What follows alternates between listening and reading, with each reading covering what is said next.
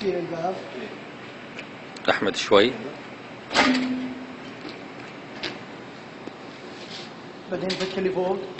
بعدين يفك الفوق. على كأننا فتحناه. ايه. بعدين تسحبها مع الجوانب. ايه.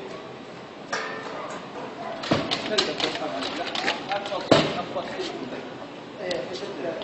يعني افتحها. شوي تجي. تجي هكذا.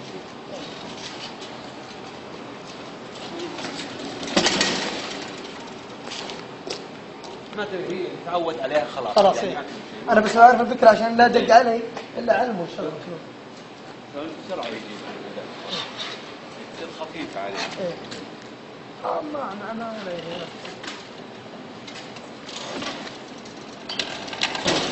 ما طبعا أحمد تكون العمود هذا أثناء صفطة تكون إيه البداية من هنا، يصفط العمود هذا. ايه انه لا ابغى يسقط يطقه اذا ما رجع. اذا ما رجع لكن هو طبيعي يرجع. اي مع المرونه ترى يروح. زين. ممتاز. الحين يجهز.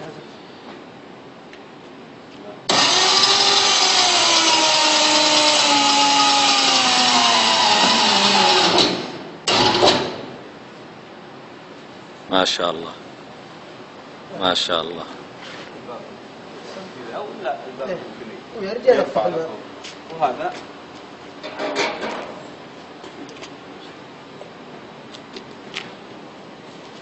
إيه خلاص عرفنا يا ابو محمد. رجع خلاص. لا خلوا يصور.